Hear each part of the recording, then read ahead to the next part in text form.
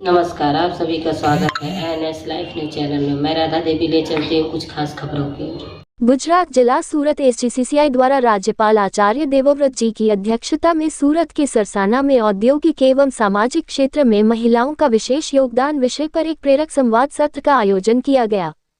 राज्यपाल आचार्य देवव्रत जी शहरों के साथ साथ दूरदराज के गांवों की महिलाओं को समान अवसर प्रदान करने वाली लखपति दीदी योजना से महिलाएं आत्मनिर्भर बन रही हैं। महिलाओं में साक्षरता दर में वृद्धि परिवार, समाज, गांव और देश के तीव्र विकास में महत्वपूर्ण भूमिका निभाती है।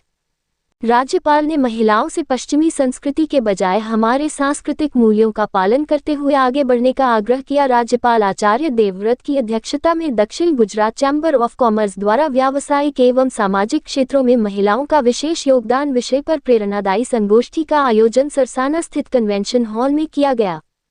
राज्यपाल आचार्य देवव्रत ने नए युग में समाज में महिलाओं की भूमिका पर विस्तार से प्रकाश डाला तथा भारत को विकसित एवं विश्व गुरु बनाने में महिलाओं के अमूल्य योगदान की सराहना की। भारत की प्राचीन सभ्यता का उल्लेख करते हुए राज्यपाल ने कहा कि प्राचीन काल में महिलाओं को विशेष सम्मान तथा समान अधिकार एवं दर्जा दिया जाता था। मध्य युग में महिलाओं की स्थिति दयनीय थी और अब बदलते समय के साथ महिलाएं एक बार फिर हर क्षेत्र में प्रगति कर रही हैं, चाहे वह शिक्षा हो, व्यवसाय हो या सामाजिक। कई क्षेत्रों में महिलाएं पुरुषों के बराबर धैर्यवान, परोपकारी, मेहनती, निस्वार्थ और तर्कशील साबित हो रही हैं।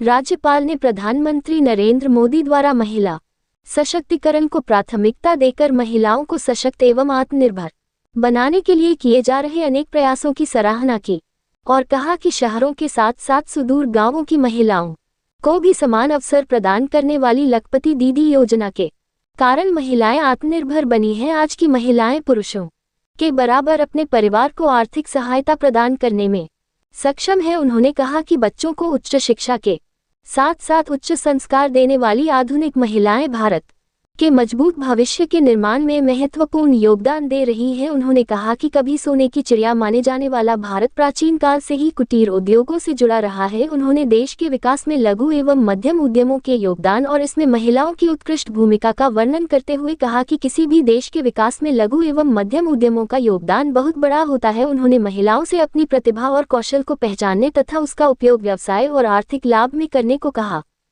राज्यपाल ने कहा कि महिलाओं ने हर जिम्मेदारी में अपनी कुशलता साबित की है। महिलाओं में बढ़ती साक्षरता दर परिवार, समाज, गांव और देश के तीव्र विकास में महत्वपूर्ण भूमिका निभाती है। उन्होंने सुझाव दिया कि महिलाओं को एक दूसरे की मदद करके साझा विकास को प्राथमिकता देनी चाहिए। प्रत्येक देश का पूर्ण विकास उसके स्थानीय नागरिकों की एकता और सामूहिक प्रयासों पर निर्भर करता है, इसलिए उन्होंने महिलाओं से एकजुट होकर सफलता की नई ऊंचाइयों तक पहुंचने का आह्वान किया। महिलाओं को पश्चिमी संस्कृति के बजाय हमारे सांस्कृतिक मूल्यों का पालन करते हुए आगे बढ़ने की सलाह दी गई ताकि आने वाली पीढ़ी भी भारतीय संस्कृति, परंपराओं के प्रति सम्मान कायम रख सके। इस अवसर पर राज्यपाल ने महिला उद्यमियों से बातचीत की और उन्हें हर क्षेत्र में दृढ़ संकल्प के साथ आगे बढ़ने तथा दूसरों के लिए प्रेरणा बनने के लिए प्रोत्साहित किया। उन्होंने महिलाओं को स्वस्थ समाज का आधार बताया और उनसे अपने परिवार और बच्चों के लिए प्राकृतिक कृषि उत्पादों को प्राथमिकता देने को कहा।